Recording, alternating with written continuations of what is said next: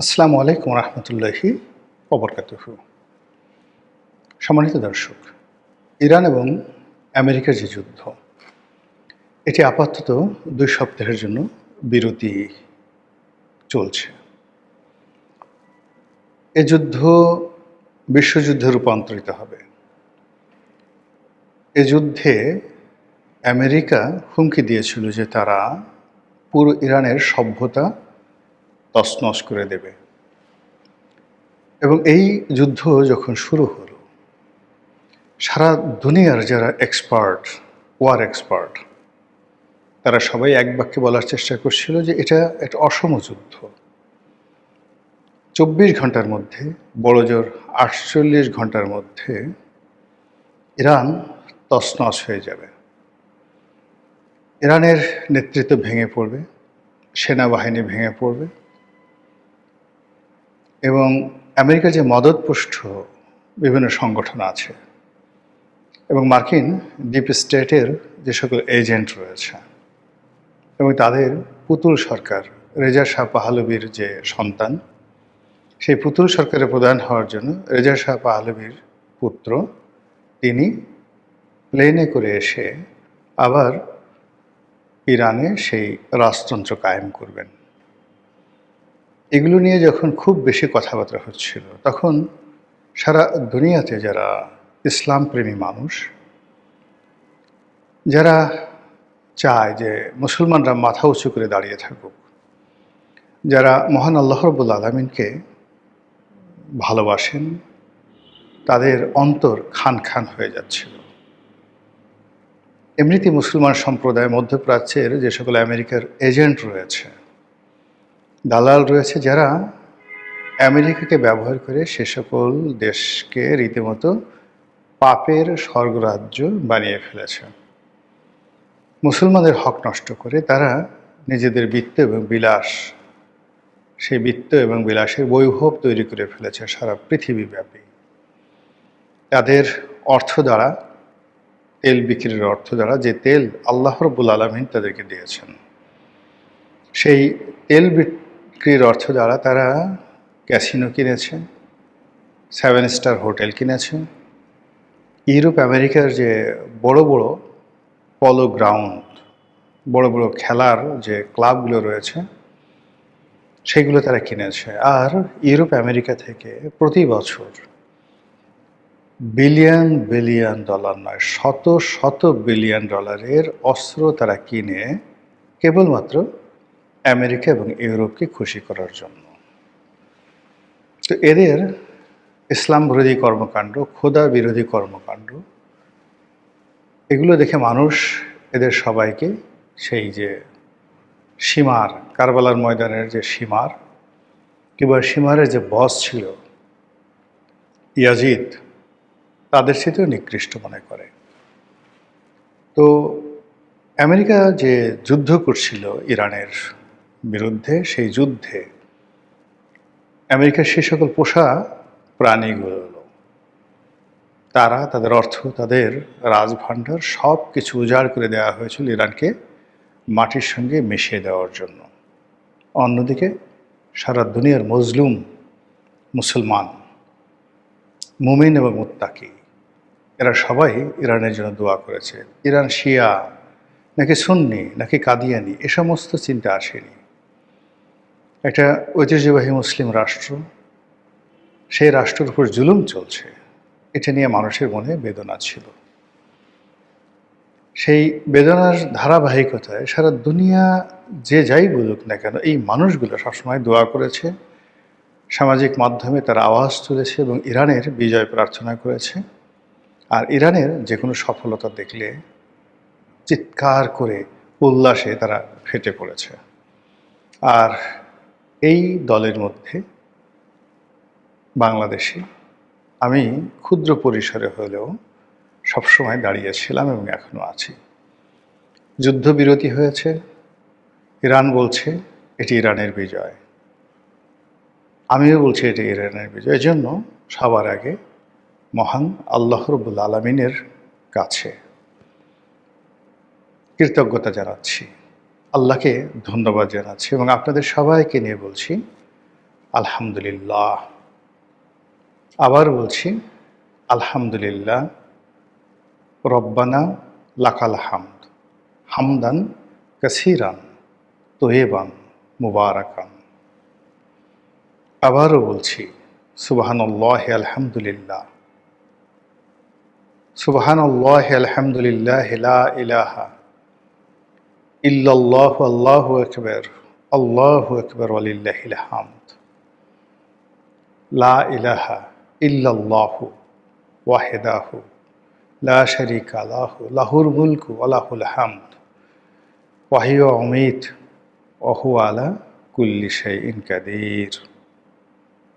হে আল্লাহ, তুমি সারা দুনিয়ার মুসলমানদেরকে কবুল করো, ইরানকে কবুল করো। আমরা আমাদের কুকর্মের দ্বারা যে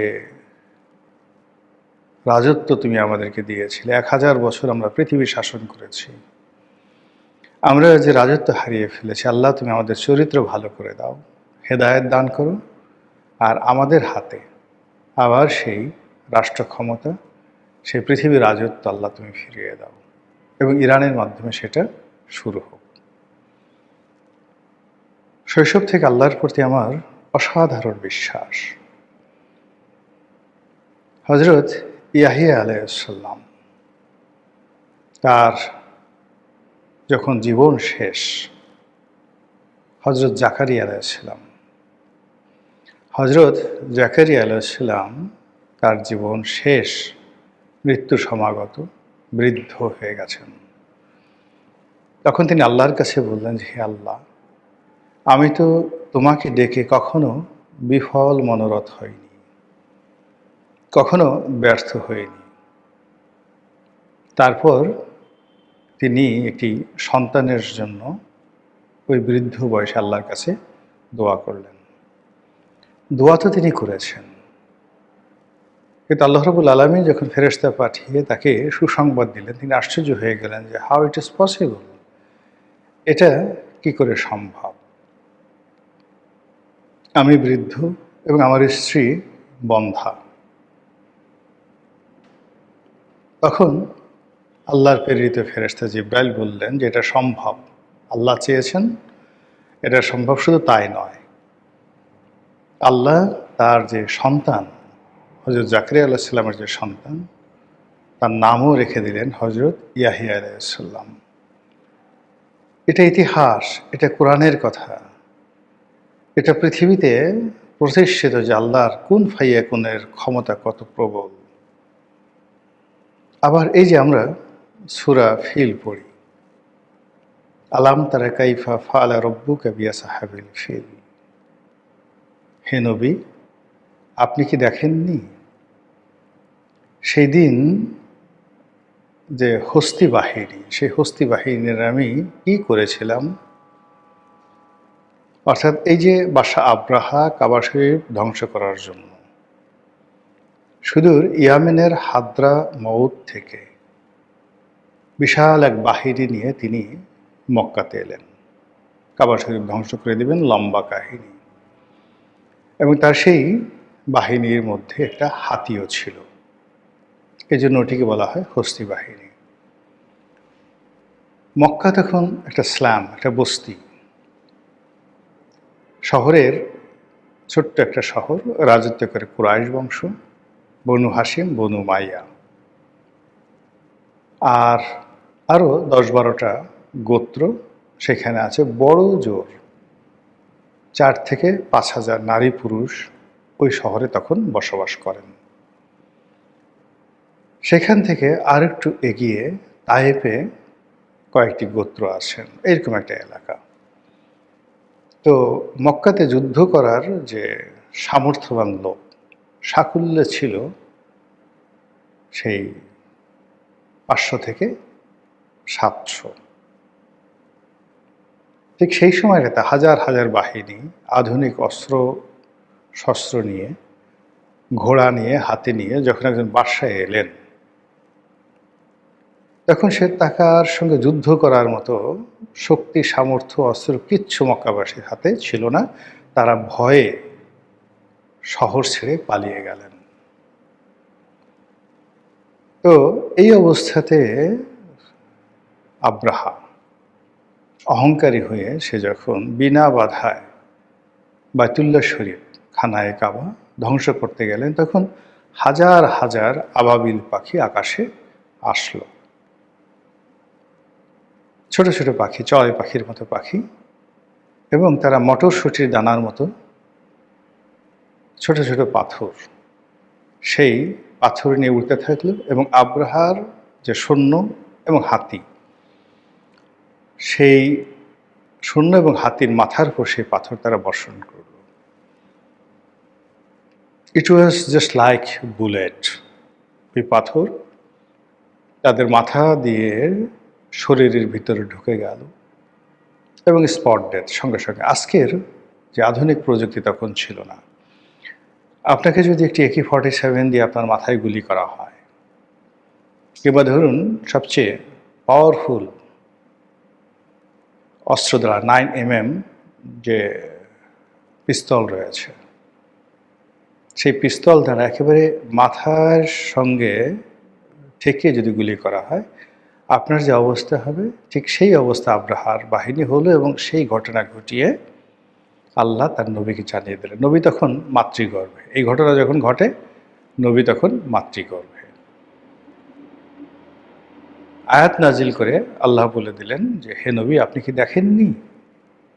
আলাম তারা কাইফা ফাআলা রাব্বুকা বিআসহাবিল ফিল, আপনি কি দেখেননি সেই দিন সেই হস্তি বাহিনীকে আমি কি করেছিলাম? একইভাবে অসংখ্য ঘটনা মানব জাতির ইতিহাসে ঘটেছে, যখন সারা পৃথিবীর মানুষ বলছে এটা একটা অসম যুদ্ধ, এবং মানুষ যখন বলেছে এখানে সম্ভব নয়, আল্লাহ রাব্বুল আলামিন সেই অসম্ভবকে সম্ভব করে দিয়েছেন। পৃথিবীর সবচেয়ে তাচ্ছিল্য যাকে করা হয় আর যাকে প্রবল পরাক্রান্ত মনে করা হয়, সেই তাচ্ছিল্য যাকে করেন তাকে দ্বারা প্রবল পরাক্রান্ত যে বাহিনী, মানুষ, গোত্র, সম্প্রদায়কে আল্লাহ ধ্বংস করে তিনি যেটি প্রমাণ করতে চান সেটা হলো তিনিই হলেন ওয়াহিদুল কাহ্হার। আজকের এই দিনটিতে বা এই সময়টিতে ইরান যুদ্ধে নিঃসন্দেহে ইরানের বীর সেনানী, ইরানের জনগণ, ইরানের বন্ধু রাষ্ট্রগুলো তারা গুরুত্বপূর্ণ ভূমিকা পালন করেছে।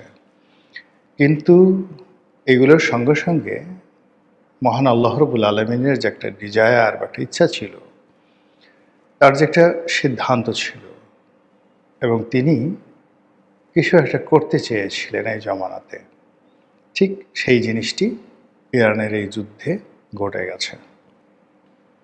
মার্কিন যুক্তরাষ্ট্র আর দাঁড়াতে পারবে না। এরপর থেকে শুধু কেবল তাদের পতন পতন পতন। এই মধ্যপ্রাচ্য থেকে যে পতন শুরু হলো, এটা আর থামবে না। মুসলমানরা যে বিজয় লাভ করলো, যদি তারা শুকরগুজারি হয়, যদি তারা অত্যাচারী না হয়, যদি তারা ধর্মের প্রতি অবিচল থাকে, মহান আল্লাহ রাব্বুল আলামিন তাদের উপর যে নিয়ামত তিনি বর্ষণ করেছেন, এই নিয়ামতের সংখ্যা, মাত্রা, পরিমাণ বৃদ্ধি করে দেবেন। আবার শুকরিয়া আদায় করছি, আলহামদুলিল্লাহ। আবার শুকরিয়া আদায় করছি, আলহামদুলিল্লাহ রব্বানা লাকাল হামদ, হামদান কাসিরান তয়্যিবান মুবারাকান ফীহি।